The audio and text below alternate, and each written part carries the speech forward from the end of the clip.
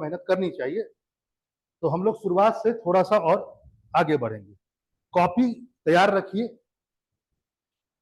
जहां पर ऐड करने के लिए कहेंगे तो नंबर वाइज ऐड कीजिएगा। नंबर वाइज का मतलब जैसे आपका क्वेश्चन नंबर 1 है तो उसमें ऐड होगा तो उसमें होगा।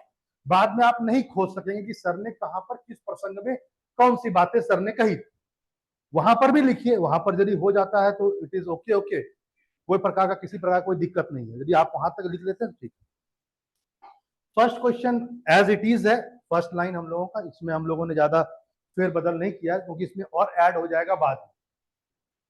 पहला है कि हम लोगों ने पहले कहा था, ये नहीं कि जो स्टोन एज के जो हम लोगों के रेसिड्यू मिले हैं या साइट्स मिला है बिहार में, वो कहाँ कहाँ है? एक चिरांद है, चेचर है, और सोनपुर में भी है, मनेर में भी है, और भी बहुत जगह है, अभी हम लोग पढ़ेंगे, उस पर आएंगे। मनेर पटना में पड़ता है, इस बात को आप जान लीजिए। सोनपुर आप जान रहे हैं, चेचर वैशाली लिखा हुआ है, चिरांद छपरा लिखा हुआ है। चिरांद के बारे में आप ये भी जानते होंगे कि ये एक नियोलिथिक साइट है। क्या है? एक नवपाषाण। और यहां से एक क्वेश्चन हमेशा आया हुआ है, हर दूसरा तीसरा साल में हर जगह आता है कि सबसे ज्यादा बोन्स टूल्स कहां से मिले हैं? हड्डियों के औजार, है ना, बोन्स टूल्स, ये पूरे भारत में चिरांद में मिले। प्रश्न उठता है किस हड्डी का ज्यादा प्रयोग हुआ है, किस जानवर की हड्डी का? इंसानी रंग का, डियर का हुआ है सबसे ज्यादा हड्डी का यूज। इसको भी ध्यान में रखेंगे आप लोग, अपने हिसाब से आप लोग लिख लेंगे। तीसरा पॉइंट मैं आपसे पूछना चाहता हूं, स्टोन एज कितने भाग में डिवाइड है? 3।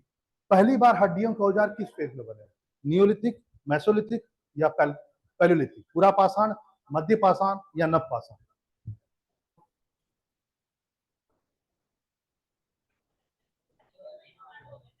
हाँ हाँ हाँ, क्या बोला? फर्स्ट से? नहीं नहीं, नहीं। मेसोलिथिक में पहली बार मिला। कहां से मिला है? मेसोलिथिक, मध्य पाषाण काल।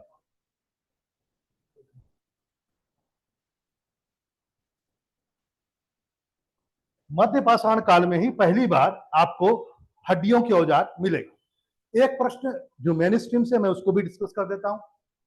आपसे यह भी पूछा जा सकता है कि पहली बार, ठीक है, बोन्स टूल तो आ गया, पहली बार मेसोलिथिक में यूज हुआ है। प्रश्न आ जाए कि ज्वेलरी, है ना, आपने ये भी पढ़ा था कि ज्वेलरी, तो ज्वेलरी भी पहली बार जो इंट्रोड्यूस हुआ है इंडियन सब कॉन्टिनेंट में, भारतीय उपमहाद्वीप में, वो मध्य पाषाण काल में ही हुआ है। और हाँ, ज्वेलरी भी दोनों में बने हैं, हड्डियों में भी और स्टोन में भी। मेटल तो है नहीं क्योंकि स्टोन एज नाम है, इस बात को ध्यान में रखें। अगला है गया में अपसगढ़ जो अभिलेख है, ये किस राजवंश के बारे में बताता है? किस राजवंश के बारे में बताता है? परवर्ती। बहुत बहुत बता सकते हैं परवर्ती गुप्त वंश का फाउंडर कौन है? गुप्त के बाद, गुप्तों के बाद जिन लोगों ने अपने आप को सम्राट कहा, इन लोगों ने कभी भी अपने आप को सम्राट नहीं कहा। पहले तो इसको समझिए, परवर्ती गुप्त शासकों ने कभी भी अपने आप को सम्राट नहीं कहा। एक डिफरेंस तो आपको यहां पर मिलेगा, अपने आप को इंपेरियर नहीं कहा इन्होंने। दूसरा पॉइंट है, पहला जो शासक है वो कृष्णगुप्त है। कौन है? कृष्ण।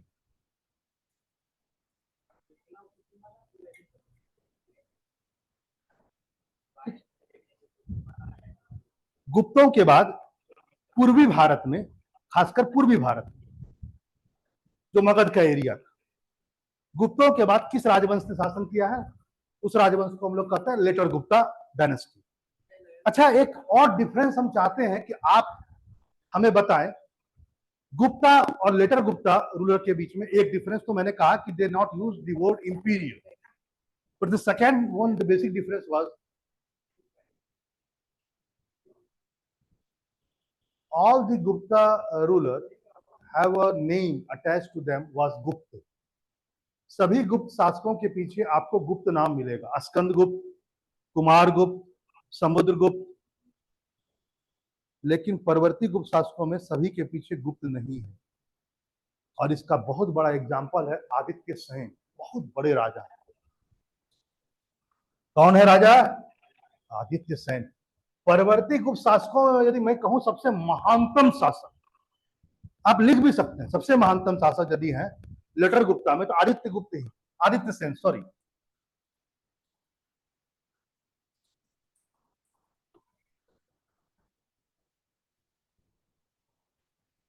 ठीक। तो प्रश्न उठता है, ये परवर्ती गुप्त शासक जिसका यह आपसगढ़ अभिलेख है, ये है किसका? इसी का है, आदित्य सेन का ही है। इसको भी आप राइट डाउन करेंगे, आदित्य सेन का है।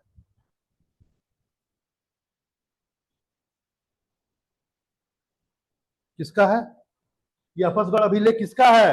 लिखिए ना भाई, आदित्य सेन का है। ठीक है, आदित्य सेन का यह है। अगला पॉइंट, यदि ये अभिलेख अभी है कहां, बता सकते हो?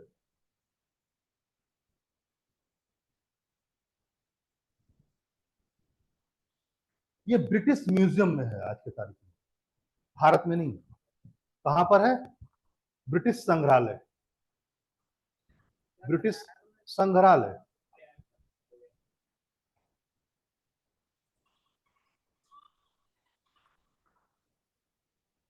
इसकी खोज किसने की थी?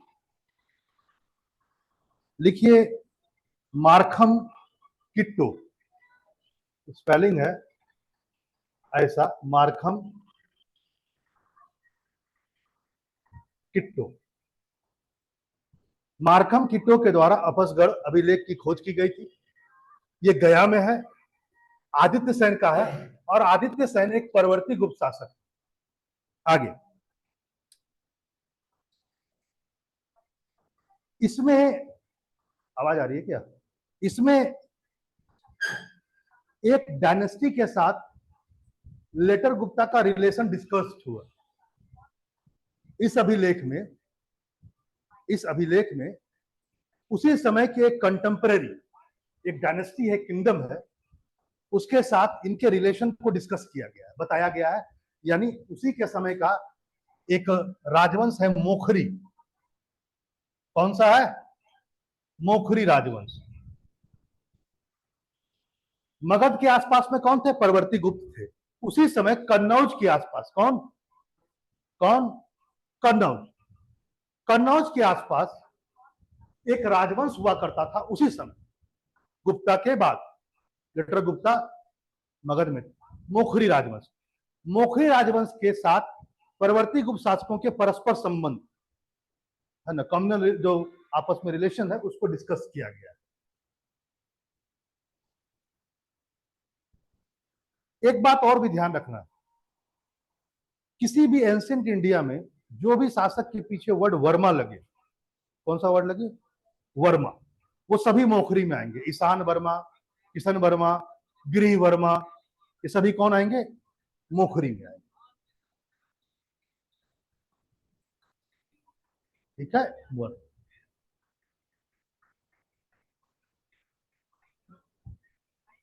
मैंने एक बात और भी क्लास में कहा था, आप ध्यान देंगे। मैंने कहा था कि जिस समय गुप्त समाप्त होंगे तो मगध में तो आ गए आपके ये परवर्ती गुप्त। कन्नौज के आसपास ऊपर वाला बेल्ट, गंगा जमुना के ऊपर द्वापर कौन आ गए? या मध्य बोलो, तो ये आ गए। लोअर में तो आ गए ये परवर्ती गुप्त, मिडिल में आ गए मोखरी। अपर गंगा जमुना द्वाब यानी हरियाणा के आसपास थानेश्वर में कौन थे? वर्धन डायनेस्टी। हमने पढ़ाया था पिछली क्लास में कि उसी समय, जिस समय परवर्ती गुप्त थे और मोखरी थे, उसी समय एक तीसरा राजवंश मैंने पढ़ाया था, वह था कौन? वर्धन डायनेस्टी।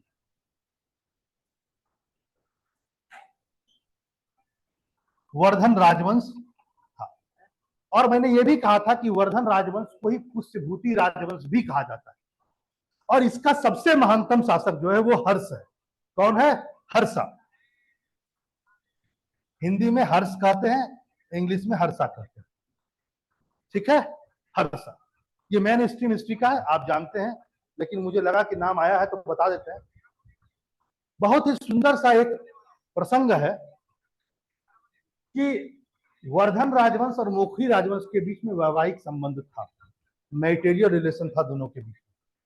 क्योंकि हर्ष की बहन का शादी मोखरी शासक किससे हुआ था? ग्रीवर्मा से हुआ,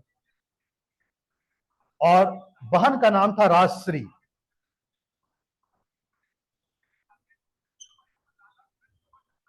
बहन का नाम क्या था? राजश्री। तो वर्धन डायनेस्टी के जो हर्षवर्धन है, उनकी सिस्टर थी राजश्री, उसका विवाह किससे हुआ था? ग्रीवर्मा यानी मोखरी के साथ।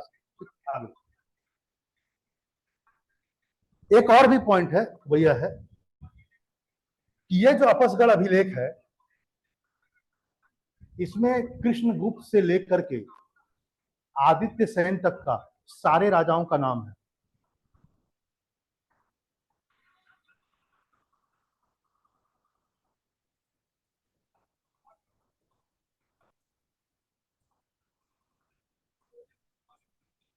इन सबके नाम है इसमें, ध्यान से रखेंगे।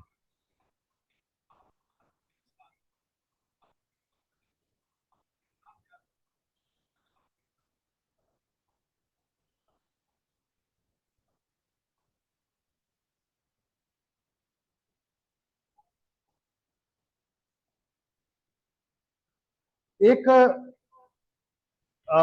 अभिलेख परवर्ती गुप्त का और भी है, उसको लिख लीजिए आप लोग।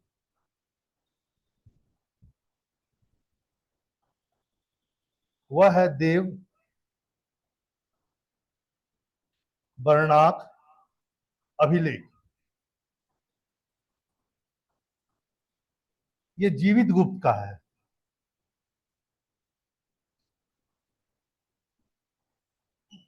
जीवित गुप्त फर्स्ट का।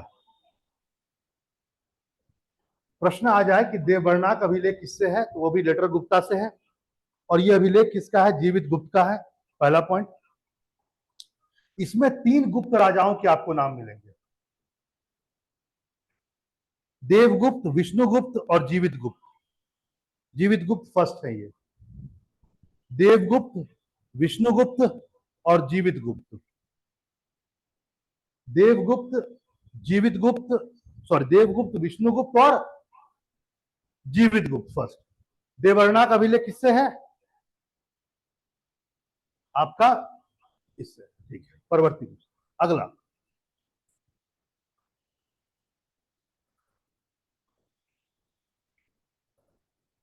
एक साहब और भी लिखिएगा, शाहपुर पटना में भी है आदित्य सेन का। शाहपुर पटना आदित्य सेन। मंदर भागलपुर आदित्य सेन।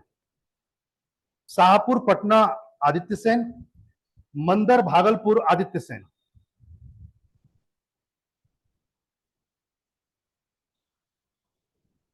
मंदर, मंदर भागलपुर आदित्य सेन।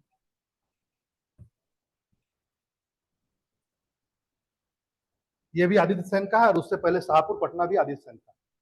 पाल शासकों के बारे में जानकारी कहां कहां से मिलती है? हम लोगों ने पढ़ा था देवपाल का मुंगेर अभिलेख, नारायण पाल भी है, नारायण पाल का भागलपुर ताम्रलिप्ति अभिलेख या ताम्र पत्र अभिलेख, और महिपाल का नालंदा और मुजफ्फरपुर अभिलेख।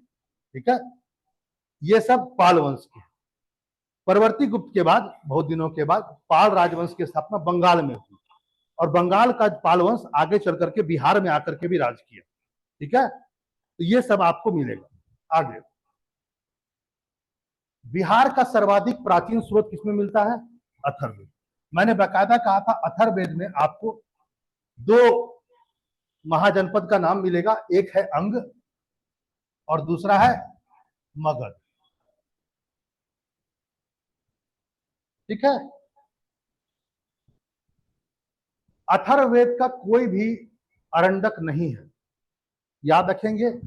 वेद में, वेद को आपको पता ही होगा, पढ़े हैं वेद। वेद में ब्राह्मण ग्रंथ होते हैं, अरंडक लिटरेचर होता है, अरंडक ग्रंथ और उपनिषद होता है, आपने पढ़ा है। अथर्ववेद एक ऐसा वेद है जिसमें ब्राह्मण ग्रंथ नहीं है, सॉरी, अरंडक ग्रंथ नहीं है, एक ही ब्राह्मण ग्रंथ है। क्या नाम है इसका? अथर्ववेद के ब्राह्मण ग्रंथ का नाम क्या है? गोपथ। गोपथ ब्राह्मण।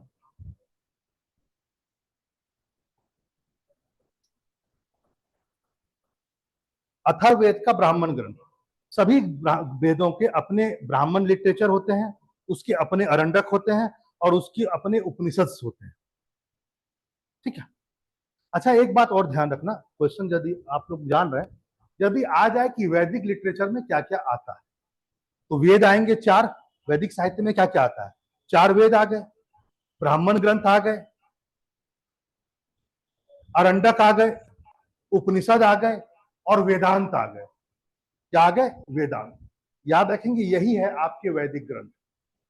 महाभारत, रामायण, पुराण, ये सब वैदिक ग्रंथ नहीं माने जाते हैं। ब्राह्मण ग्रंथ और हाँ, अरंडक ग्रंथ।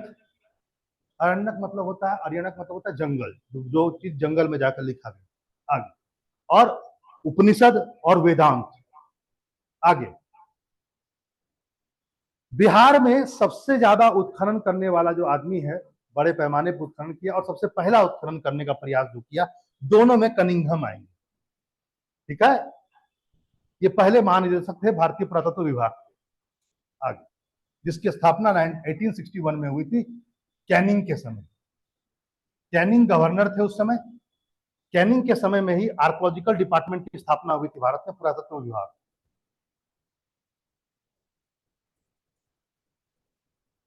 कैनिंग जब भारत में गवर्नर थे, उसी समय 1861 में आर्कोलॉजिकल डिपार्टमेंट की स्थापना हुई थी और पहले डायरेक्टर कौन बने थे? कनिंघम ही बने थे, है ना? आपने ये भी पढ़ा होगा। आगे,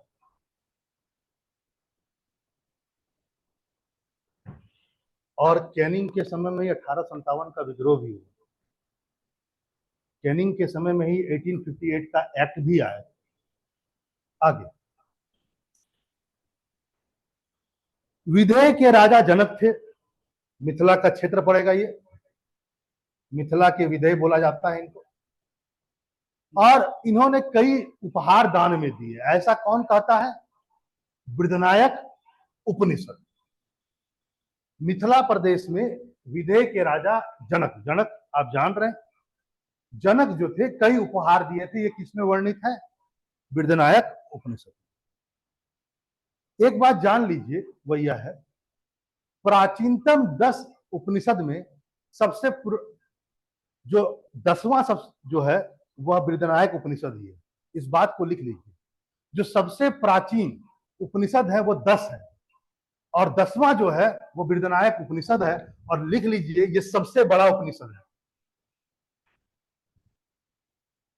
सबसे बड़ा उपनिषद किस भाषा में लिखा गया है? संस्कृत।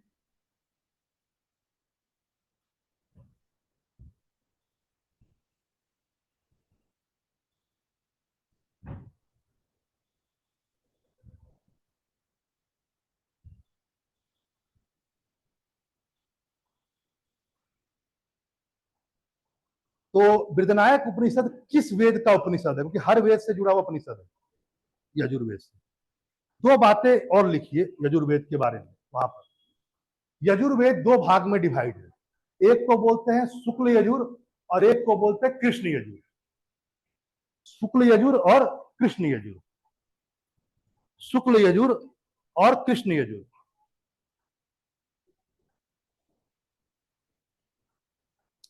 शुक्ल यजुर और कृष्ण यजुर। यहां पर एक बात आप ध्यान रखेंगे, प्रश्न आ जाता है कि कौन सा वेद है जो गद और पद दोनों में? कौन सा वेद है जो गद और पद दोनों में है? ये मात्र यजुर्वेद है। लेकिन क्या पूरा यजुर्वेद गद और पद दोनों में? लिख लीजिए उसमें एक बात और भी, जो शुक्ल यजुर है वो गद और पद दोनों में। शुक्ल यजुर,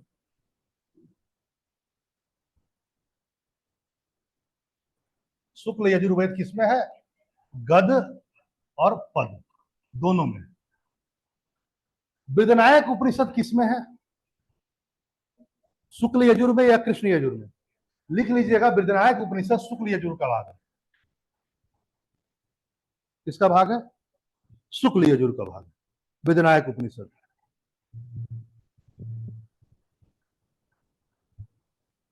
बृहदनायक उपनिषद किसका भाग है? अथा यजुर्वेद के कुछ और उपनिषद लिखिए, कुछ और उपनिषद विनायक छोड़ करके। याद रखेंगे सारे उपनिषद में सबसे बड़ा उपनिषद कौन सा है? विनायक। लिखिए ईशा, ईशा, ईशा, ईशा उपनिषद। दूसरा है तैत्रेय, तैत्रेय उपनिषद।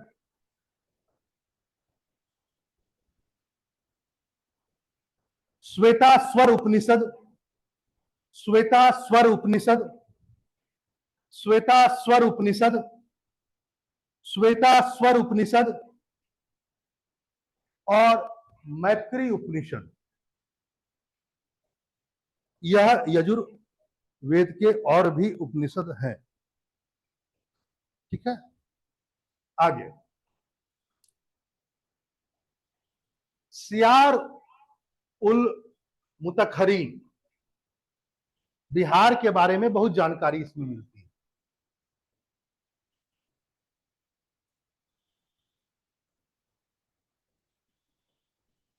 इसके लेखक कौन है? गुलाम हुसैन तबतबई। आप गुलाम हुसैन तक भी याद कर लीजिएगा तो काम चल जाएगा। यदि इस बुक पर आ जाइएगा तो जो इंसाइक्लोपीडिया है वह कहता है इस बात को कि यह बुक 3 वॉल्यूम में डिवाइड है, 3 वॉल्यूम। कितने वॉल्यूम में? पहला वॉल्यूम जब आप खोलेंगे इसमें, पहला, तब आप देखेंगे क्या इसमें इंडिया का भूगोल, ज्योग्राफी, क्लाइमेट यानी जलवायु,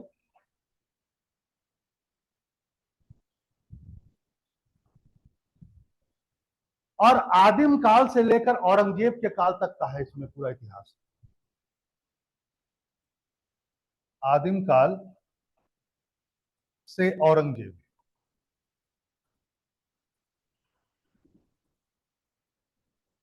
सेकेंड वॉल्यूम में आप देखेंगे तो लेटर मुगल रूलर के बारे में जानकारी है।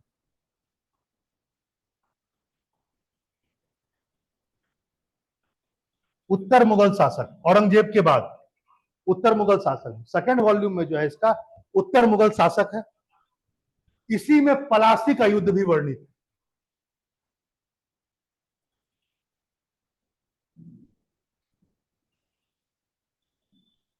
बिहार की बहुत जानकारी आपको सेकेंड वॉल्यूम में ही मिलेगी। बिहार की जानकारी किसमें मिलेगी? Second volume. थर्ड वाले में हैदर अली है, निजाम है, मराठा है। थर्ड में हैदर अली यानी मैसूर, निजाम यानी गुजरात, हैदराबाद और मराठा। ये जो बुक है सियारुल मुत्तखरीन बहुत इंपॉर्टेंट बुक है। ये 3 वॉल्यूम में। पहला वॉल्यूम में आपको इंडिया की ज्योग्राफी, इंडिया क्लाइमेट और शुरू से लेकर औरंगजेब तक का इतिहास। सेकेंड वॉल्यूम में औरंगजेब के बाद का इतिहास। औरंगजेब के बाद के जितने भी शासक हैं उनको उत्तर मुगल शासक कहा जाता है। क्या कहा जाता है? उत्तर मुगल शासक। दूसरे वाले में ही आप यदि आइएगा तो उसमें पलासी का युद्ध बहुत अच्छे से वर्णित है और बिहार की पूरी जानकारी इसके दूसरे वॉल्यूम में। तीसरा वॉल्यूम बेसिकली निजाम, हैदर अली जो मैसूर के थे और मराठा, इसके बारे में आपको भरपूर जानकारी मिलेगी। हम लोगों ने ये पढ़ा था अपसगर जो अभिलेख है उसकी दीवारों पर हमें कौन सा एक महाकाव्य के दृश्य मिलते हैं? किसके दृश्य मिलते हैं? रामायण। आगे ये दोनों क्वेश्चन हम लोग का अटैच्ड है, आप इस बात को जान सकते हैं। यदि आपसे कोई पूछे कि बिहार में आदि मानव की उपस्थिति सबसे पहली बार किस एरा से देखने को मिलती है? वो प्लेस्टोसीन एरा से ही है, पूरा पाषाण काल से ही। इसी को पूर्व प्रस्तर युग भी कहा जाता है। और ये कहां से मिला है ये इसका हमको जानकारी मुंगेर से और नालंदा से। मुंगेर और नालंदा। आगे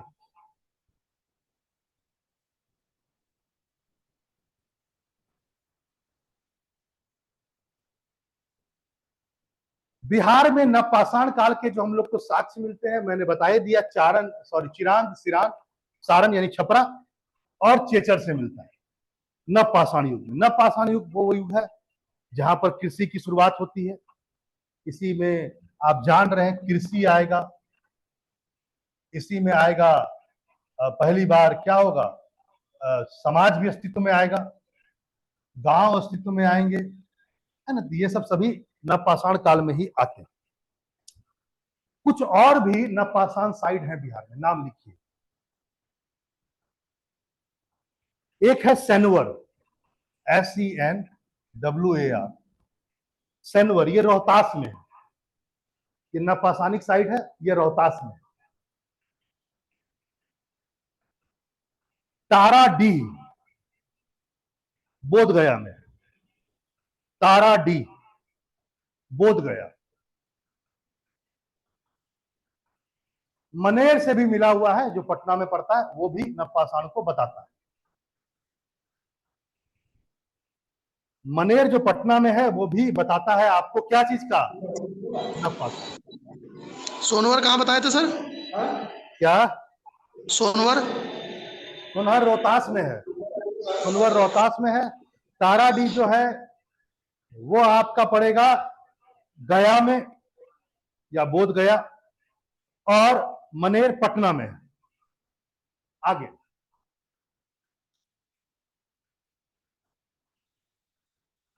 बिहार में आर्यों का आगमन नहीं हुआ है ऋग्वैदिक काल में। ऋग्वैदिक काल माना जाता है, आप लोग जानते हैं, 1500 BC से लेकर के 1020। इस पीरियड में बिहार आर्य नहीं आ पाए।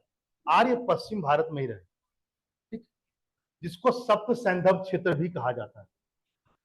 जो आर्य पहली बार जिस क्षेत्र में रहे थे वो सिंधु और उसकी 7 सहायक नदियों का तंत्र क्षेत्र था, इसलिए उसको सप्त सैंधव कहा जाता है। लेकिन उत्तर वैदिक काल में जो 600 से लेकर के 1000 से लेकर 600 तक का समय है, उत्तर वैदिक काल, इस पीरियड में बिहार पहुंचे आर्य। माना जाता है कि मगध के आसपास आर्यों का आगमन 800 BC के आसपास। आगे महाभारत के युद्ध के समय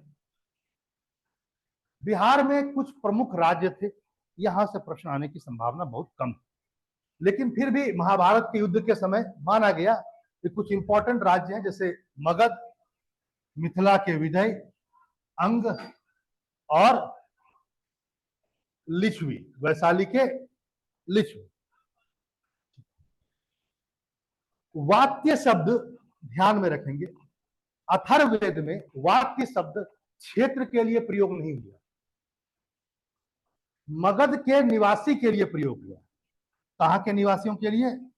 मगध के निवासियों के लिए। यहां पर जरा गौर कीजिएगा, कहीं ऐसा मत समझ लीजिएगा कि अथर्ववेद में वात्य जो प्रयोग हुआ मगध के लिए नहीं हुआ, मगध के निवासियों के लिए हुआ। मगध के लोगों को अथर्ववेद में क्या कहा गया है? वात्य। वात्य मतलब होता है पतित, जो है भी आप लोग, मतलब उनके अनुसार, मेरे अनुसार नहीं, पतित, क्योंकि ये वैदिक धर्म को नहीं मानते, क्योंकि यहाँ के लोग वैदिक आर्यों से अलग थे, है ना।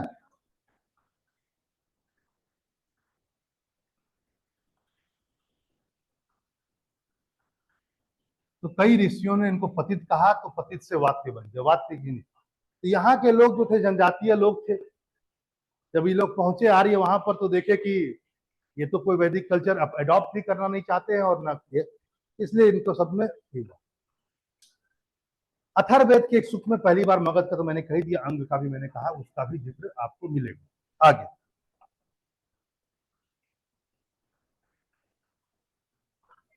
आपने यजुर्वेद के कई उपनिषद के बारे में पढ़ा और सुना। यजुर्वेद का एक ब्राह्मण लिटरेचर है जो सबसे बड़ा ब्राह्मण ग्रंथ भी है। शतपथ ब्राह्मण सभी वेदों के जितने भी ब्राह्मण ग्रंथ हैं उसमें सबसे बड़ा है, और इसी में सबसे पहली बार आपको बिहार के भौगोलिक क्षेत्र की चर्चा होगी। भौगोलिक क्षेत्र, शतपथ ब्राह्मण में बिहार के भौगोलिक क्षेत्र की सबसे पहली बार चर्चा इसी में। आगे 16वां नंबर क्वेश्चन,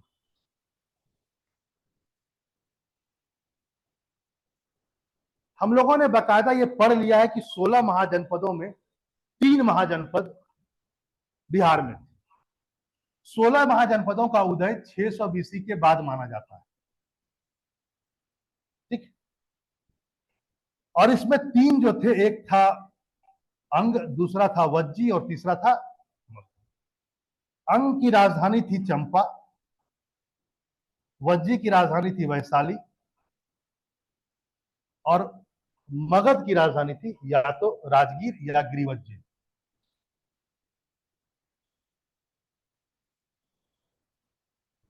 सोलह महाजनपद जो हुआ, इसकी जानकारी मैंने पहले ही कह दिया। हम लोग को 2 बुकों में मिलता है।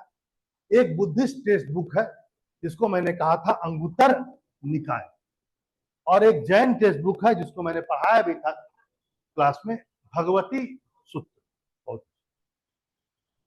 ये क्वेश्चन बहुत इंपॉर्टेंट नहीं है, इसको आप स्किप भी कर सकते हैं। विश्व की पहली राजधानी किसको कहा जाता है, ऐसा क्वेश्चन बहुत कम ही आने की संभावना है। वो है राजगीर, ऐसे तो उत्तर दिया हुआ है।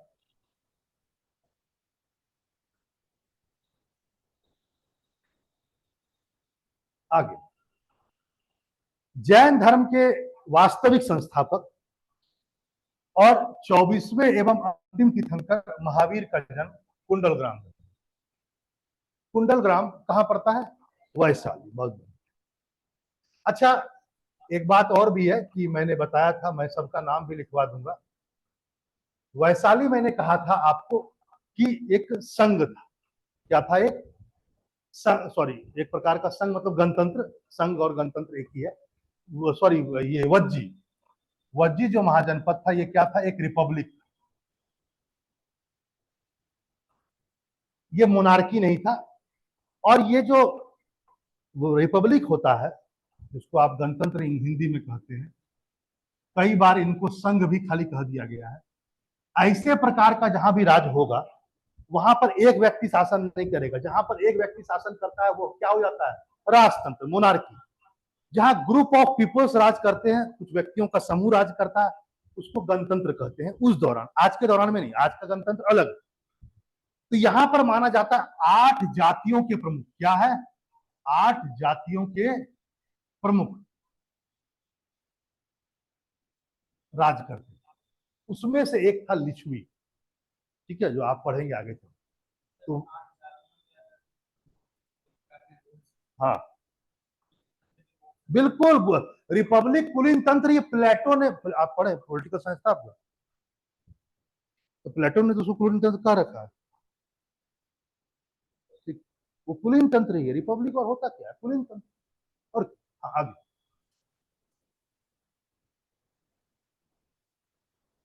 आगे एक दो पॉइंट और भी लिख लीजिए। महावीर जैन ने 30 वर्ष की आयु में गृह त्याग किया था। कितने वर्ष की आयु में? 30 ईयर में। पिता का नाम है सिद्धार्थ। क्या नाम है? सिद्धार्थ।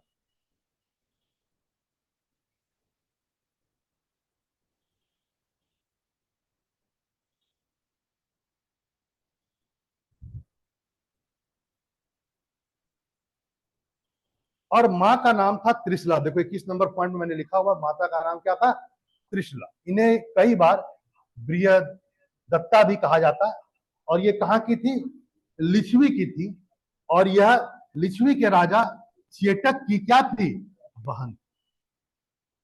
ये लिच्छवी के राजा चेटक की बहन थी। मां हो गई त्रिशला और ये हो गया। अच्छा, आपने पढ़ा होगा कि बुद्ध ने 6 वर्ष तक तपस्या की। इन्होंने कितने वर्ष में तपस्या की? महावीर जैन ने। जन्म कब हुआ है महावीर जैन? देखिए, बहुत ही डिस्प्यूटेड है जन्म। आप बिल्कुल अपनी जगह पर सही हैं। 72 वर्ष की आयु में ही मरे हैं। और जन्म हुआ है 599 बीसी। ठीक है। हाँ, कई कई जगह 40 है, मैं 599 कर रहा हूं, इसी को यही सही मानिए। 40 सही बिल्कुल नहीं मानिए, एकदम नहीं। आप एक बार गूगल में डालिएगा, 5 साइट आपको 40 बोलेगा, 5 साइट आपको 599 बोलेगा, लिखा हुआ है। अंत में हम लोगों को बुक पर जाना पड़ता है। बुक बोलता है जो रेकमेंड बुक है, जैसे श्रीवास्तव, क्या नाम है, मैं ये केसी श्रीवास्तव, तो केसी श्रीवास्तव बुक एक रेकमेंड बुक है। तो हम लोग मान के चल सकते हैं 599 बीसी में इनका जन्म हुआ, माइनस कर लीजिएगा 72 वर्ष की आयु में इनका निधन हुआ। जन्म कुंडल ग्राम वैशाली में हुआ, और मां का नाम क्या था? कृष्ण। बहुत बढ़िया। 12 वर्ष तक तपस्या करने के बाद 42वें वर्ष इनको ज्ञान की प्राप्ति। कितना वर्ष तपस्या किया था इन्होंने? 12 वर्ष। और कितने वर्ष में ज्ञान की प्राप्ति हुई? 42वें वर्ष। जो ज्ञान की प्राप्ति हुई है, इनके ज्ञान को क्या कहा जाता है? केवल्य। बिल्कुल सही, केवल्य। 42वें वर्ष इनको ज्ञान की प्राप्ति हुई, 12 साल तपस्या के बाद। उनके ज्ञान को, महावीर के ज्ञान प्राप्ति को या महावीर के ज्ञान को क्या कहा जाता है? केवल्य। बहुत अच्छा। केवल्य का मतलब क्या होता है? दुख और सुख पर विजय। लिख लीजिए, केवल्य का मतलब हुआ विक्ट्री, एक तरह से on happiness and serow both. दुख और सुख पर विजय को केवल्य के रूप में कहा जा सकता है। लिखिए,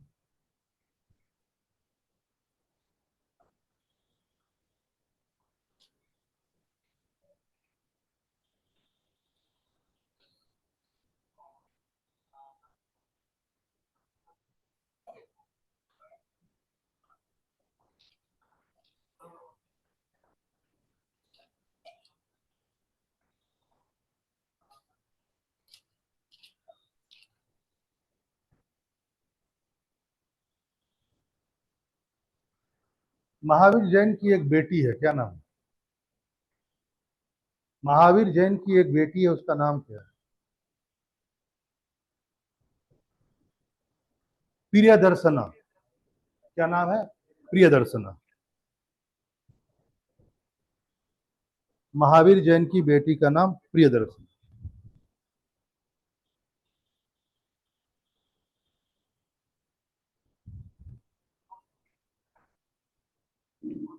अच्छा, जैन धर्म में त्रिरत्न का भी कॉन्सेप्ट है, जैसे कि बुद्ध में है, जैन धर्म में भी लिख लीजिएगा त्रिरत्न का कॉन्सेप्ट है।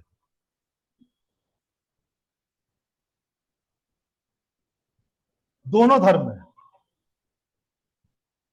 बौद्ध धर्म में जैन धर्म में त्रिरत्न किसे कहा जाता है?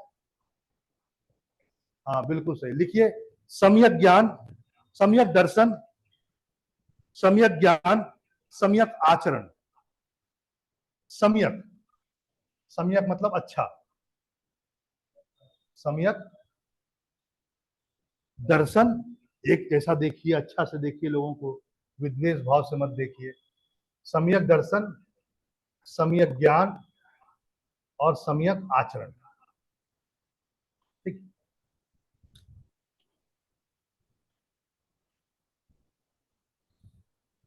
जैन साहित्य को आगम साहित्य भी कहते हैं, लिख लीजिएगा। जैन लिटरेचर को आगम, आगम, आगम भी लिख सकते हैं, आगम साहित्य।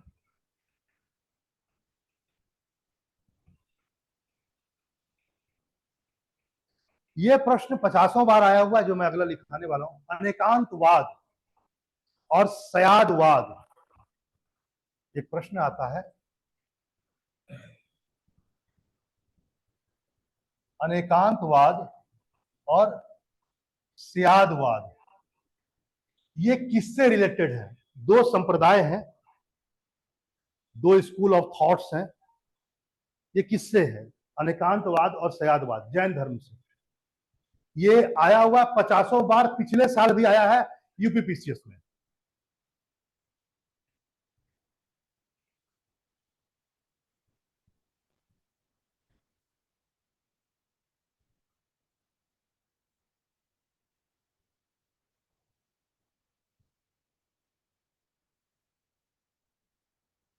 इनका जो जैन धर्म का जो लेसन है, बेसिकली जो उनका शिक्षा है, वो 5 बातों को कहता है। तो जैन धर्म की शिक्षा का 5 स्तंभ लिखिए। जैन धर्म, pillar of the teaching of 5 pillar of Jain धर्म या टीचिंग ऑफ जैन धर्म लिखिए। जैन धर्म के शिक्षा के 5 स्तंभ कौन कौन सा है? 5 स्तंभ सर आप जानते हैं। पहला है अहिंसा।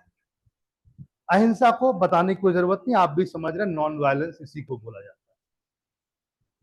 दूसरा है सत्य, ट्रुथ, सत्य बोलिए, सत्य आचरण रखिए। तीसरा है अस्तेय। क्या है? अस्तेय, ऐसे लिखते हैं। अस्तेय का मतलब क्या होता है? चोरी नहीं करना।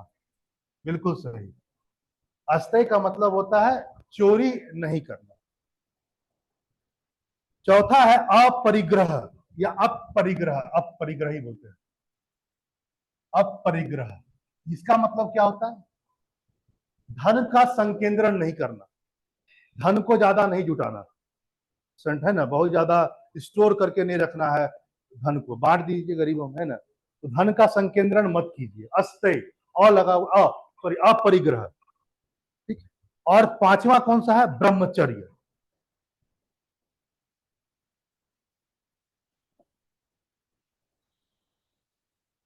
प्रश्न ये बिल्कुल नहीं था कि ये 5 हैं।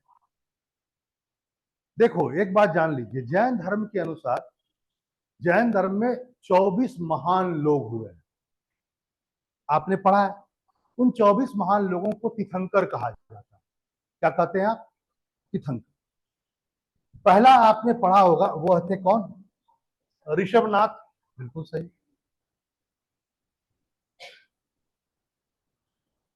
ऋषभनाथ पहले हैं। 23 जो है पार्श्वनाथ है, और 24 जो है यही है महावीर जैन। होता है सबका, सब अपने धर्म को आगे बढ़ाने के लिए बहुत दूर तक नाता जोड़ते हैं। ऋषभनाथ पहले हैं, पार्श्वनाथ 23वें हैं, और 24वें महावीर जैन है। वैसे संस्थापक महावीर जैन। इसमें प्रश्न आया हुआ है, क्या, जरा ध्यान से सुनिए, कि इन 5 में से महावीर जैन ने सिर्फ क्या जोड़ा? ब्रह्मचर्य। बाकी चारों पार्श्वनाथ जोड़ के गए थे, महावीर जैन ने सिर्फ उसमें एक जोड़ा, वो क्या था? ब्रह्मचर्य। ठीक है। पार्श्वनाथ 23वें तीर्थंकर है, ध्यान रखेंगे। पार्श्वनाथ कितने में तीर्थंकर थे? 23वें।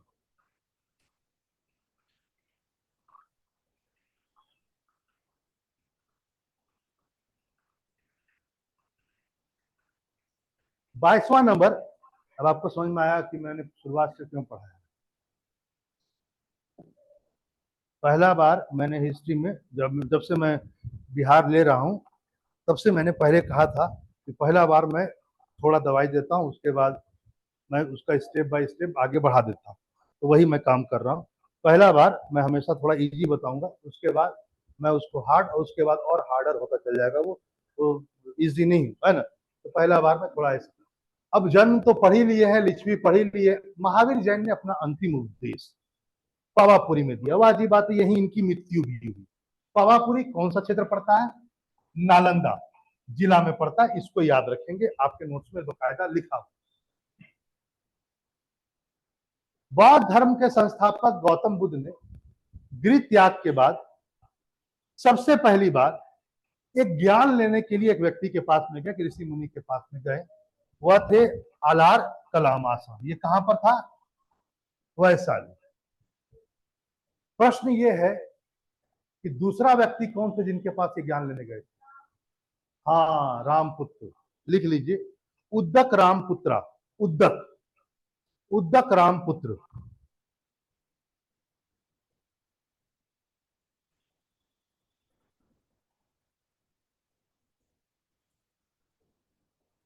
इनसे भी इनका कुछ हुआ नहीं, तो इन्होंने उद्दक रामपुत्र से लिया, वहां पर भी कुछ नहीं।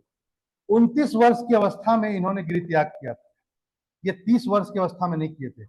6 वर्ष की तपस्या मानी जाती है इनकी, याद रखेंगे। 35वें साल इनको ज्ञान की प्राप्ति हुई। इनके ज्ञान की प्राप्ति को निर्वाण कहा जाता है। निर्वाणा। देखिए, निर्वाण जो कॉन्सेप्ट है, इसमें यदि मैं थोड़ा सा आगे बढ़ूं, उच्च ज्ञान को आप निर्माण कह सकते हैं। निर्माण इसी जीवन में पॉसिबल है, निर्माण इसी जीवन में पॉसिबल है, लेकिन महापरिनिर्माण मृत्यु के बाद ही होता है।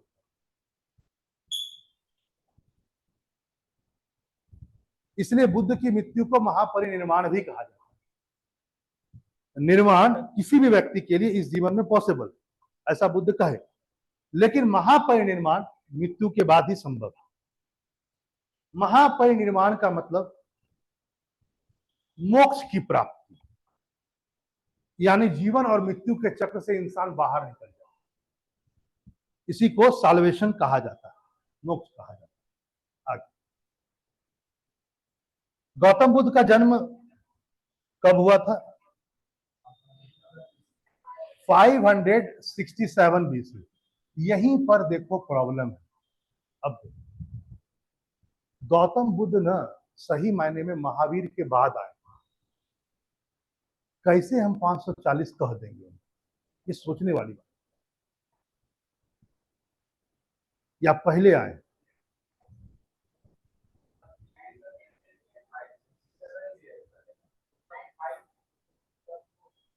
फाइव 99 बीसी है सर ये। हाँ, चलिए आगे। कौन पहले आए? 599 पहले आएगा? ये पहले आएंगे या पहले आएगा? और तो इसलिए मैंने कहा महावीर पहले आए, मैंने वही कहा गया, मैंने कुछ और कह दिया था। महावीर पहले आएंगे, बुद्ध बाद में आएंगे। हाँ, वही तो मैंने कहा, ये ज्यादा नया है, ये पुराना है। वही तो मैंने कहा, जब हम लोग पढ़ते हैं तो हम लोग ये बात जानते हैं कि महावीर पहले हैं बुद्ध से। इनका जन्म कहाँ हुआ था? लुम्बिनी में। लुम्बिनी पड़ता है नेपाल में, ठीक है। पिता का नाम क्या है? शुद्धोधन। लिख लीजिएगा जिसको नहीं पता है, पिता का नाम क्या है? शुद्धोधन।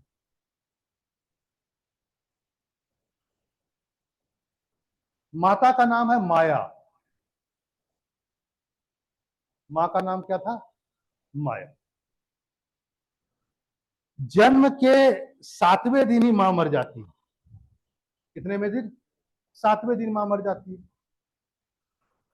और इनका लालन पालन कौन करता है? इनकी मौसी प्रजापति गौतमी। क्या है?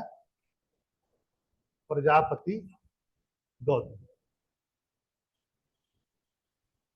यहां पर ध्यान रखेंगे, बुद्ध धर्म में भी त्रिरत्न है।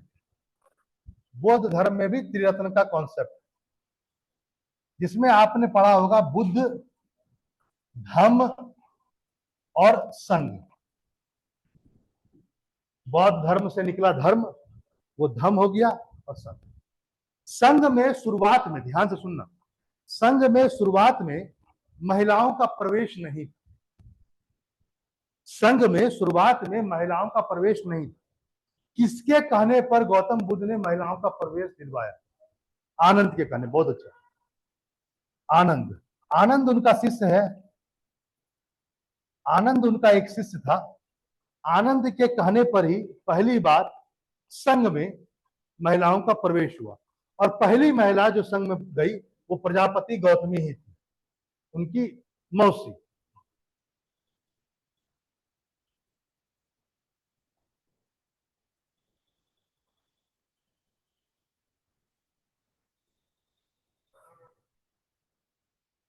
गौतम बुद्ध की वाइफ का नाम क्या है?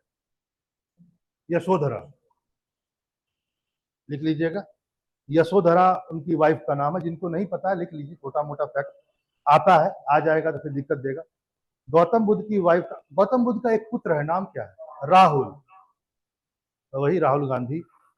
राहुल नहीं, जैसे कि हमेशा छोटा ही जो लगे, है ना, तो गौतम बुद्ध तो बड़ा हो गए, अब राहुल हमेशा बेटा ही रहा तो छोटा हो गया। हाँ,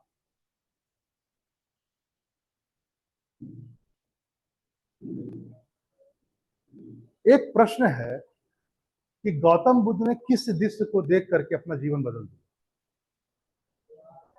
चार, है ना, चार चीजों को देखा और अपना जीवन बदल दिया। वो चार चीजों में पहला क्या था?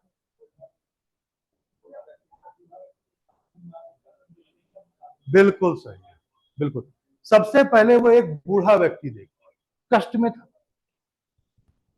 दूसरा जिसको देखा, एक बीमार व्यक्ति, वो भी कष्ट में। तीसरा एक शव जा रहा था, आसपास में सब रो रहे थे, वो भी कष्ट में। चौथा देखा एक साधु जो एकदम प्रसन्न था, उसको लगा यही सबसे अच्छा आदमी है। पत्नी उतनी सबको त्याग करके, शाक्य कुल के थे, क्षत्रिय थे। बुद्ध कौन थे? क्षत्रिय थे, शाक्य कुल के थे, लुम्बिनी क्षेत्र में जन्मे, लेकिन राजपाट सब त्याग दिया। ठीक है। और किस वृक्ष के नीचे इनको ज्ञान की प्राप्ति हुई? पीपल वृक्ष के नीचे इनको ज्ञान की प्राप्ति हुई। चलिए आगे। बहुत बढ़िया।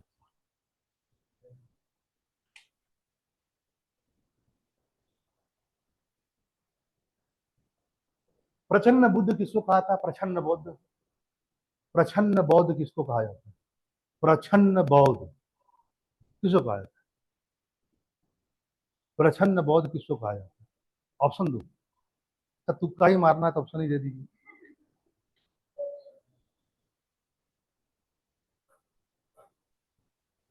गौतम बुद्ध को ही बोला रामानुजाचार्य। जाता है। हाँ, गौतम बुद्ध को ही बोला जाता है। किसे कहा जाता है? फिर से बोलिए। गौतम बुद्ध को सर। गौतम बुद्ध को ही प्रसन्न बुद्ध कहते हैं? नहीं नहीं, गौतम बुद्ध को प्रसन्न बुद्ध नहीं कहते हैं। प्रछन्न बुद्ध ऑप्शन दिए, शंकराचार्य, रामानुजाचार्य, वल्लभाचार्य, शंकराचार्य। प्रछन्न बुद्ध किसको कहा जाता है? शंकराचार्य। बहुत अच्छा। आदि शंकराचार्य को प्रछन्न बौद्ध कहा जाता है।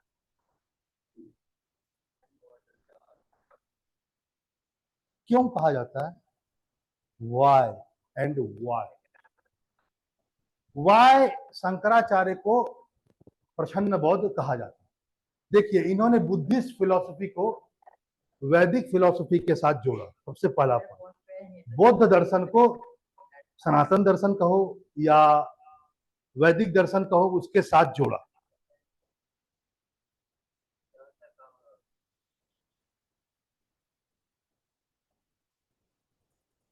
एक बात ध्यान रखेंगे, शंकराचार्य के अनुसार, शंकराचार्य के अनुसार ईश्वर को प्राप्त करने का जो माध्यम है वो ज्ञान है।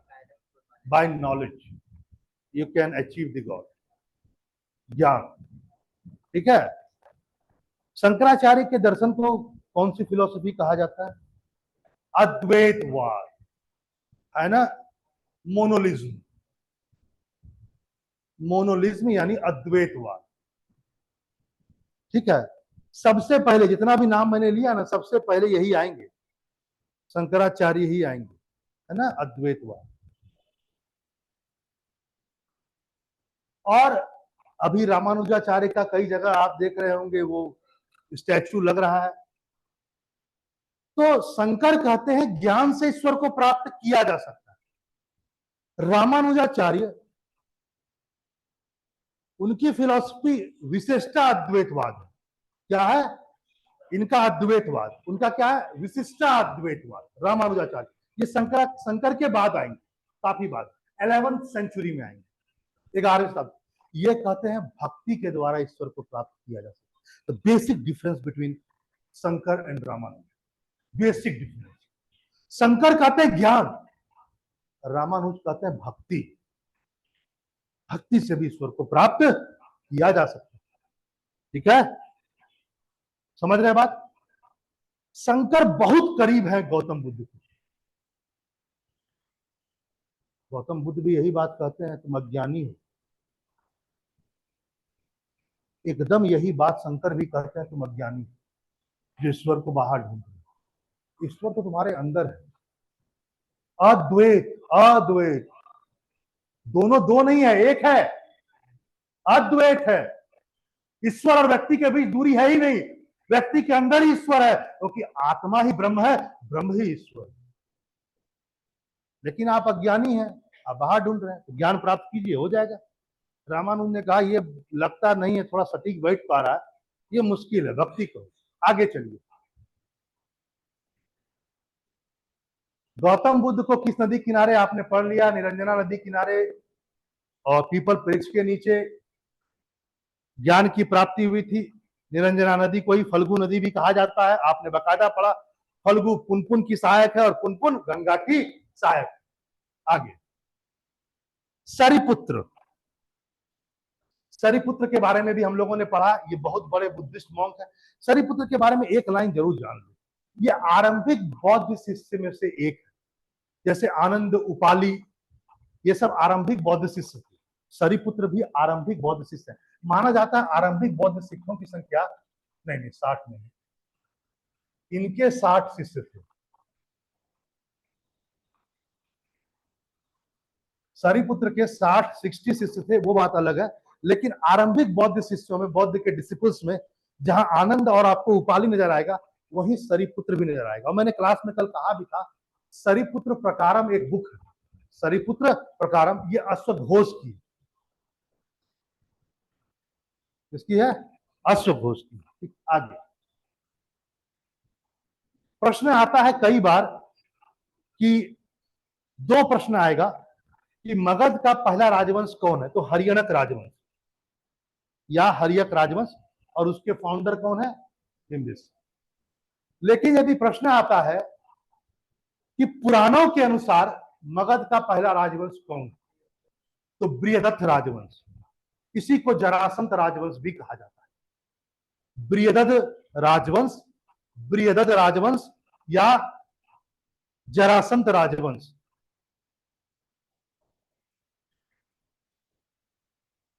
पुराणों के अनुसार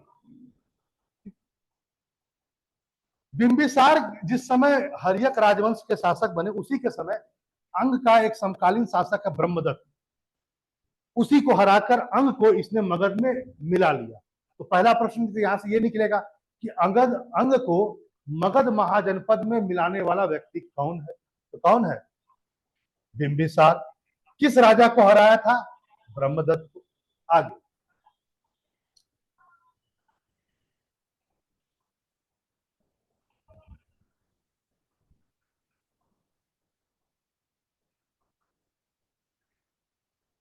अजात शत्रु के साथ प्रेम संबंध के लिए चर्चित नर्तिका आम्रपाली है, ये वैशाली की। अजात शत्रु बिंबिसार का पुत्र, और अजात शत्रु भारत का पहला राजा है जिसने अपने पिता की हत्या करके राजगद्दी को प्राप्त किया। लेकिन यहां पर एक कंट्रडिक्शन है, ये जो लाइन है ये माजिद हुसैन की लाइन, ये जो आप लाइन पढ़ रहे हैं, जो मैंने आपको बताया अभी आम्रपाली वाला, ये माजिद हुसैन का लाइन। कुछ सोर्स कहते हैं कि इनका प्रेम प्रसंग आम्रपाली का बिंबिसार से,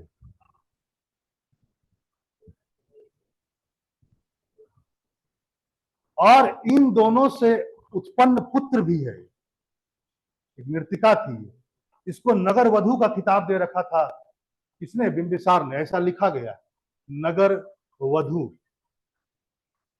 आम्रपाली बिंबिसार ने। और इसका एक पुत्र भी है, वादी बात आप मन मन में समझ लीजिए कौन सा पुत्र होगा। उसका नाम है जीवक। कौन है, जीवक, जो मगध का राजवैद्य बना, जिसने तक्षशिला में शिक्षा ग्रहण की।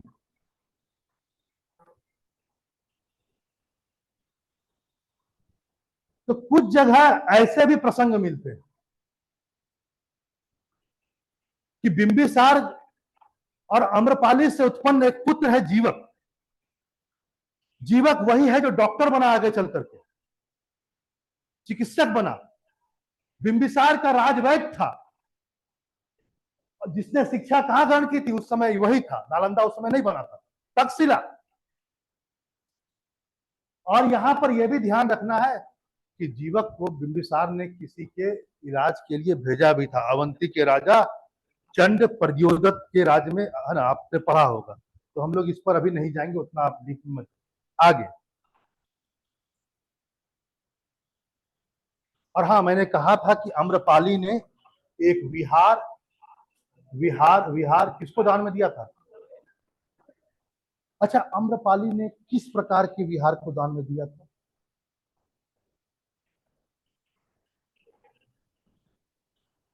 देखो, बुद्ध की मैं क्या कहूं, मैं ऐसे आता हूं, मैं मौर्य से पहले आता हूं, है ना, मैं अशोक से पहले आता हूं, अशोक से पहले, और बुद्ध से लेकर अशोक तक, ध्यान से सुने, बुद्ध से लेकर अशोक तक जितने भी विहार बनते थे, विहार क्या है सर? एक प्रकार का हॉस्टल है जहां पर बौद्ध भिक्षु और भिक्षुनियां रहेगी, उनको रहने के लिए घर, रहने के रेसिडेंस, विहार। जो शुरुआत में जितने विहार बने हैं बुद्ध से लेकर अशोक तक, उसको संरचनात्मक विहार कहा जाता है। क्या कहा जाता है?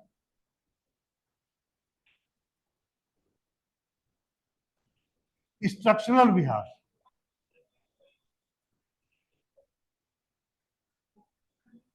और सर ये लकड़ियों से, फूस वगैरह से, इस टाइप से बनता था। मतलब स्ट्रक्चरल विहार जितना बना है वो कोई पत्थर को काट करके गुफा के रूप में हो, पत्थरों से बनाया गया हो, ईंटों से बनाया गया हो, ऐसा नहीं, कुटिया की तरह था, मिट्टी से, और जो गांव में झोपड़ी टाइप का होता है उस टाइप का। ऐसे विहार को संरचनात्मक विहार की श्रेणी में रखते हैं। आप बुद्ध से लेकर अशोक तक जब आएंगे तो आपको सारे विहार ऐसे ही मिलेंगे, सभी लकड़ियों से बने हुए, फूस से बने हुए, ऐसे विहार। आगे, मेगास्थनीज जो चंद्रगुप्त मौर्य के दरबार में आया, किसके दरबार में आया था? चंद्रगुप्त मौर्य के दरबार में भारत में आया था। इसका पाटलिपुत्र में आगमन कब है? 1300 सॉरी 315 ईसा पूर्व। यहां पर ध्यान रखिएगा आप भैया, है मेगास्थनीज किसका राजदूत था? यूनानी शासक था, सेलुकस का।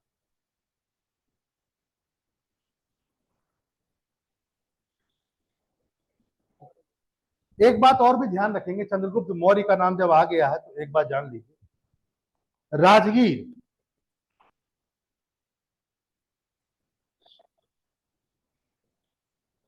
नहीं, राजगीर नहीं, पाटलिपुत्र। पाटलिपुत्र में 300 बीसी में प्रथम जैन सम्मेलन होता है।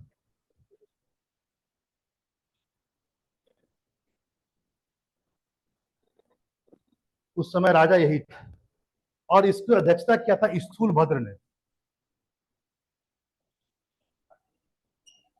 पाटलिपुत्र में हुआ था, 300 बीसी में हुआ था, स्थूलभद्र ने किया था इसको। ये स्थूलभद्र है फाउंडर ऑफ श्वेतांबर संप्रदाय। देखो, जैन धर्म जो होगा, ध्यान से सुनना, जैन धर्म का 2 ही सम्मेलन हुआ, जैसे बौद्ध धर्म के 4 सम्मेलन हुए, जैन धर्म के सिर्फ 2 हुए। एक पाटलिपुत्र में हुआ 300 बीसी में, और एक 510 में हुआ वल्लभी में। ठीक है, 510 में कहां पर हुआ है? वल्लभी। वल्लभी में जो हुआ है उसका है, जो इसके हेड कौन थे? स्थूलभद्र। कब हुआ था वल्लभी में? 510 एडी में। कहां है वल्लभी? वल्लभी गुजरात में पड़ता है, वल्लभी गुजरात में पड़ता है। दूसरा सम्मेलन यहाँ, इसके हेड कौन थे? 510 में भद्रबाहु होंगे, देवराज होंगे। क्षमा भी श्रमण,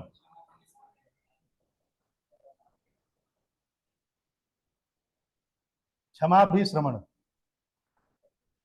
क्षमा, सॉरी ये 100 नहीं होगा, 6 होगा, क्षमा भी श्रमण। 510 जो एडी में हुआ था जैन धर्म का सम्मेलन, उसके जो अध्यक्ष थे वो क्षमा भी श्रमण। पहला कब हुआ था? चंद्रगुप्त मौर्य के दरबार में हुआ था या चंद्रगुप्त मौर्य के काल में हुआ था, सॉरी दरबार में नहीं, काल में हुआ था, पाटलिपुत्र में हुआ था। और स्थूलभद्र जो थे वो थे अध्यक्ष, चेयरमैन। स्थूलभद्र जो पहला सम्मेलन हुआ था, आप लोगों को बकायदा मैंने पढ़ाया हुआ, मैं दोबारा बोल देता हूँ। पहले ही सम्मेलन में जैन धर्म दो भागों में बट गया, दिगंबर और श्वेतांबर। स्थूलभद्र के सारे अनुयायी श्वेतांबर हो गए, इसलिए स्थूलभद्र को श्वेतांबर का फाउंडर कहा जाता है। और उसी समय एक और जैन मॉन्क है, भद्रबाहु। कौन है? भद्रबाहु। ये दक्षिण भारत चले गए और इनके अनुयायियों कहा गया दिगंबर, दिगंबर है ना। तो भद्रबाहु और स्थूलभद्र एक ही समय में है, दोनों अलग समय में नहीं है, चंद्रगुप्त के ही समय में, दोनों में पट्टा नहीं है। सच्चाई यह था कि पहला सम्मेलन में ही जैन धर्म दो भाग में बट गया। भद्रबाहु अपने सारे अनुयायियों को लेकर के पहले ही सम्मेलन में दक्षिण भारत चले गए, और दक्षिण भारत जब वो गए तो उनके सारे अनुयायियों को उनके साथ दिगंबर कहा गया, और जो उत्तर भारत में रह गए स्थूलभद्र के साथ में उन्हें श्वेतांबर कहा गया। इसलिए दिगंबर के फाउंडर बोला जाता है, संस्थापक भद्रबाहु को भद्रबाहु, और श्वेतांबर के फाउंडर किसे बोला जाता है? स्थूलभद्र। चलिए आगे।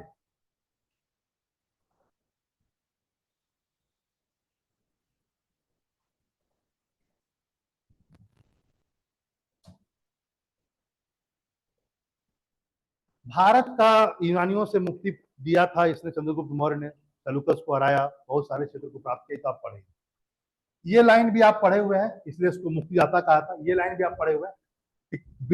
बिंदुसार के दरबार में एक बहुत बड़े है ना रहते थे ज्योतिषाचार्य पिंगलवत्स, उन्होंने बकायदा कहा था कि अशोक एक महान राजा बनेगा। तो पिंगलवत्स के बारे में आप जान लीजिए।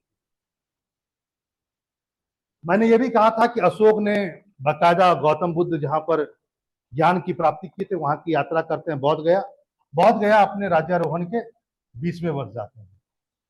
अशोक का राज्याभिषेक कब हुआ है? 261। हाँ,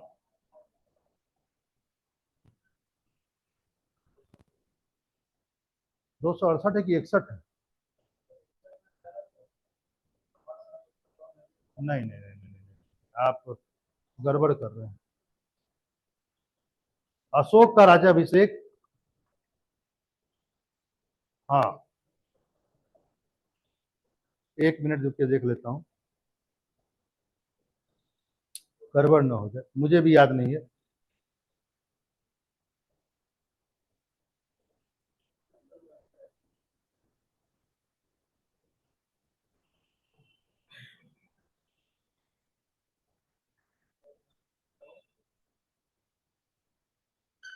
राज्याभिषेक मैंने पूछा था।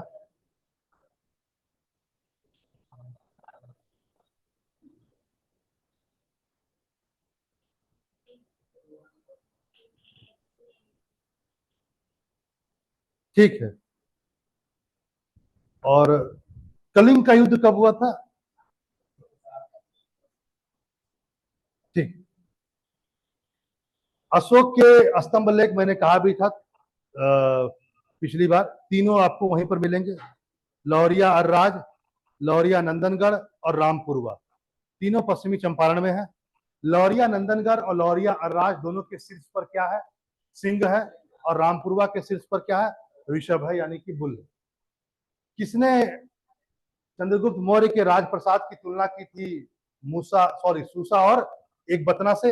एरियन। ये भी एक ग्रीक यात्री है, ग्रीक ऑथर है। आगे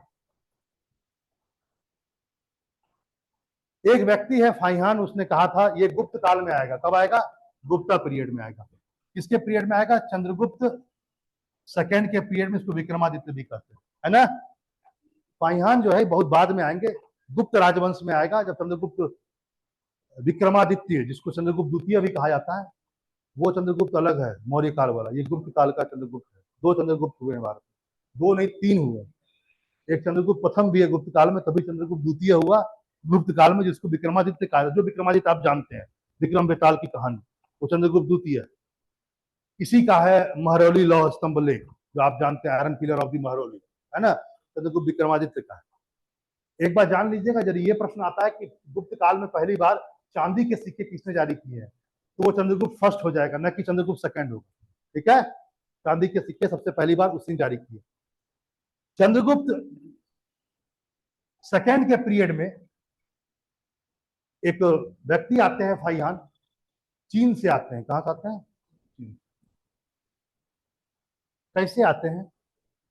चल के आते हैं या गाड़ी से, घोड़ा से, या मतलब कि रोड से आते हैं, बाय फुट आते हैं, या बोट पर से आते हैं तैरते उड़ते? हाँ, बाय लैंड। बहुत अच्छा, बाय लैंड। ये आते बाय लैंड है, जाते कैसे? बहुत अच्छा, बंगाल से जाते हैं वाटर के थ्रू, बोट। बंगाल में तामलिप्ति, तामलिप्ति एक बंदरगाह है, वहां से नाव से जाते हैं। याद रखेंगे, फाइहान आते लैंड से हैं, जाते हैं ये बंगाल में तामलिप्ति बंदरगाह से बोट पर से। और इन्होंने जब आए ये गुप्त काल में, गुप्ता पीरियड में, तब इन्होंने कहा था कि चंद्रगुप्त मौर्य का जो राजप्रसाद है, जो पैलेस है, वो देवताओं ने बनाया हुआ है, देवों के द्वारा बना हुआ है। ऐसा ऐसा इन्होंने बहुत बड़ी बड़ी बातें की। आगे,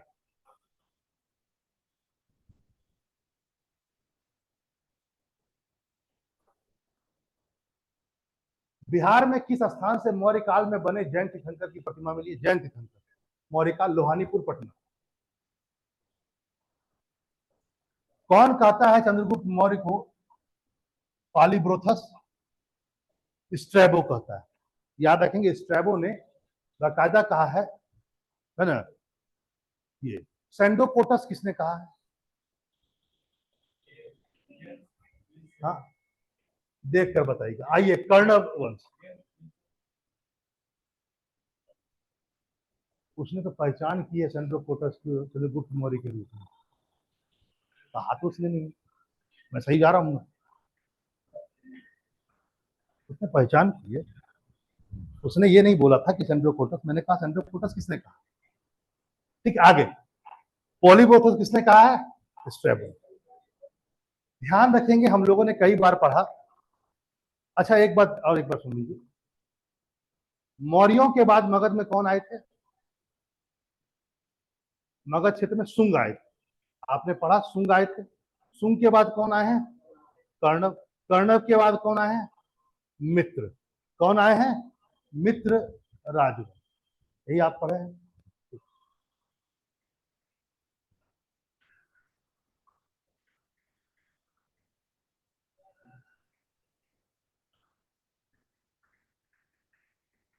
पहला वाया कौन है सुंग का?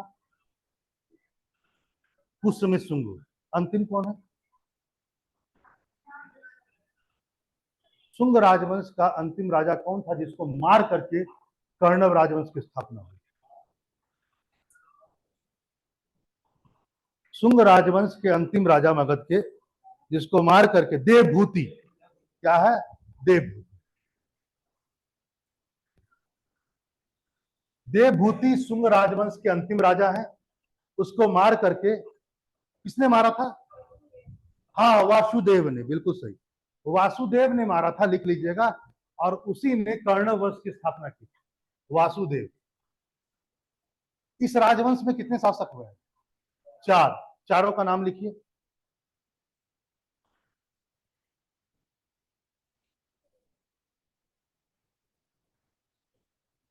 शुंग राजवंश के अंतिम शासक कौन थे? देवभूति।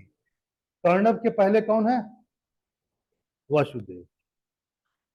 उसके बाद है, सेकेंड वसुदेव के बाद है भूमि मित्र।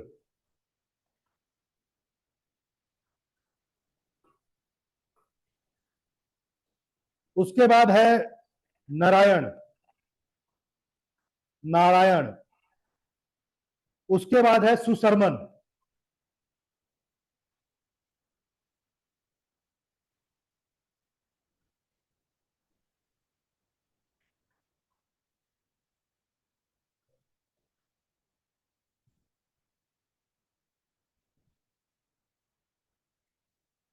ठीक।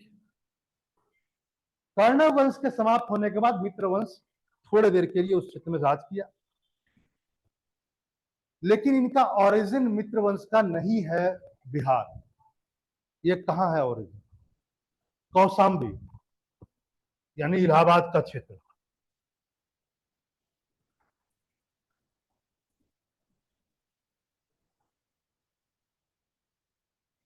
इलाहाबाद का क्षेत्र कौशाम्बी।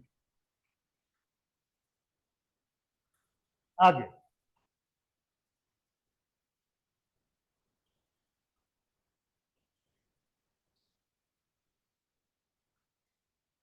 हम लोग मेन स्ट्रीम हिस्ट्री नहीं पढ़ रहे हैं, तो वो बहुत कम ही मैं घुस रहा हूँ मेन में, वो जायज भी नहीं, तो इसके लिए फिर 3.5 महीना जो आप लोग पढ़ाए हैं हिस्ट्री दोबारा हम नहीं पढ़ा सकते हैं। बिहार से संबंधित जो भी हो पाएगा मैं कर रहा हूँ। ठीक है, आगे देखिए। एक जमाना था,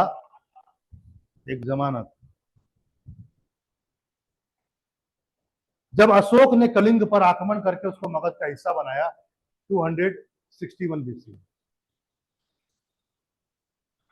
13वें बृहद शिलालेख में वर्णित है। और एक जमाना ऐसा आया जब एक कलिंग का शासक ने मगध के राजा को हरा दिया, बदला लिया। खारवेल, ये कलिंग के शासक थे। कलिंग मतलब उड़ीसा। कलिंग कौन सा क्षेत्र है? उड़ीसा। ठीक है।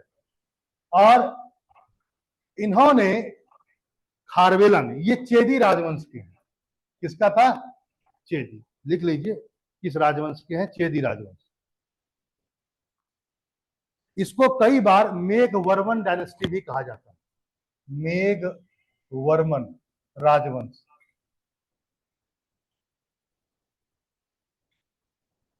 खारवेल का सबसे प्रमुख अभिलेख है हाथी गुफा अभिलेख।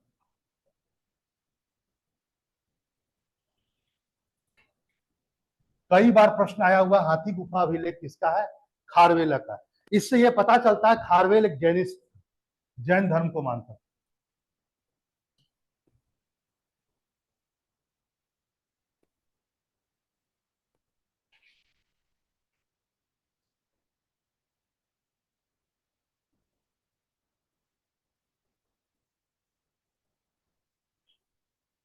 आगे, गार्गी संहिता में पाटलिपुत्र पर यवनों के आक्रमण का उल्लेख है। गार्गी संहिता किस पर लिखी गई बुक है? ज्योतिष पर।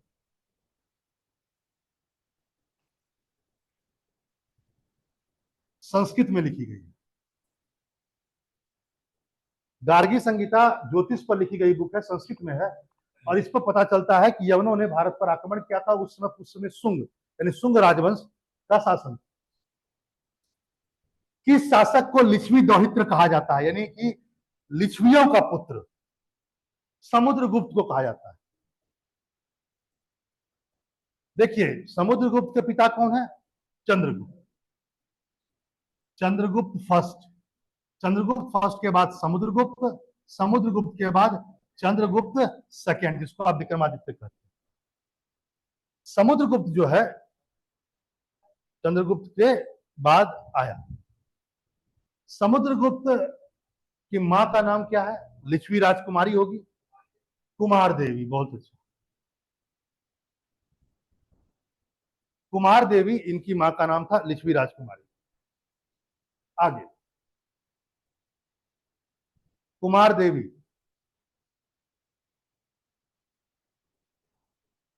समुद्रगुप्त के शासन काल में श्रीलंका के एक राजा हुए थे मेघवर्मन। उन्होंने एक बौद्ध मठ बनाने की अनुमति मांगी। बौद्ध मठ हम स्थापित करना है, मठ जहां पढ़ाई उड़ाई होता है। आगे, चीनी यात्री फाहान के बारे में बहुत कुछ बातें किया हम लोगों ने। वो 3 साल तक भारत में रहा है। ठीक है, सॉरी, भारत नहीं, पाटलिपुत्र में रहा। इसका उद्देश्य क्या था? भारत में बौद्ध पांडुलिपियों को प्राप्त करना। ये कोई भारत के लिए बहुत बड़ा नहीं, बौद्ध धर्म से संबंधित व्यक्ति था, तो बौद्ध पांडुलिपियों को प्राप्त करना इसका मेन मकसद। किसका? फाहियान। आगे,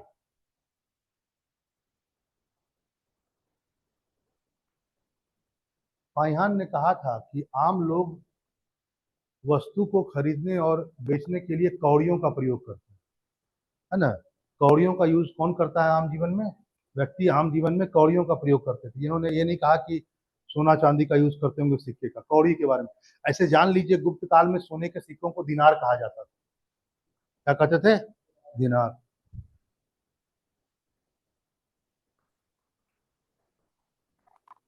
आर्यभट्ट का संबंध कहां से था? पाटलिपुत्र से।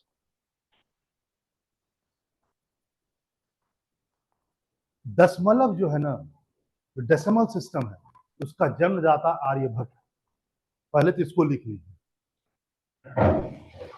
डेसिमल सिस्टम का यानी दशमलव प्रणाली का जन्मदाता है, आविष्कार किया। और इनका क्या क्या योगदान है, हम ये नहीं कहते हैं कि उन्होंने पहली बार ऐसा कहा होगा या, लेकिन उन्होंने क्या क्या बातें कही, जरा उस पर भी आ जाइए। अर्थ जो है अपने एक्सिस पर रिवॉल्व करता है, यानी पृथ्वी अपने धुरी पर घूमता है, ये बात उन्होंने कहा। ठीक है। और बाकायदा कहा पश्चिम से पूरब की ओर, वेस्ट टू ईस्ट, ये बात उन्होंने बाकायदा कही। अर्थ अपने एक्सिस पर घूमता है, वेस्ट टू ईस्ट। असल में उस दिन लाइन देगा ना कि आर्यभट्ट ने इनमें से क्या नहीं कहा था, तो दिक्कत हो जाएगा, क्योंकि वहां आर्यभट्ट भी होगा, वहां बुद्ध घोष भी होगा, वहां बारहमिहिर भी होगा। ठीक है। आगे ग्रहण का भी सिद्धांत इन्होंने दिया है। इन्होंने बाकायदा बताया ग्रहण कैसे होते हैं, छाया लग जाती है, बाकायदा बताया। इन्होंने पृथ्वी का सरकमफ्रेंस बताया है, परिधि।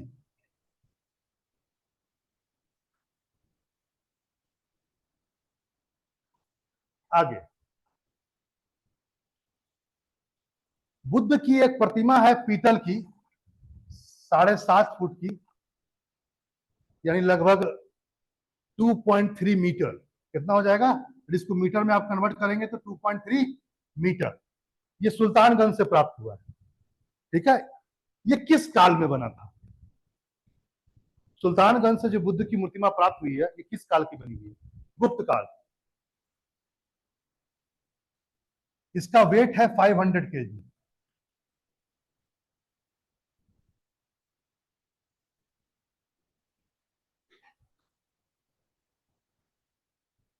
आज की क्लास यहीं तक, और उम्मीद है कि आप लोग ऐसे ही आते रहिएगा, क्योंकि देखिए अभी तक वो ये नहीं कह सकता है कि एग्जाम आपका किस तारीख को हो रहा है, ये आप मत कहिए।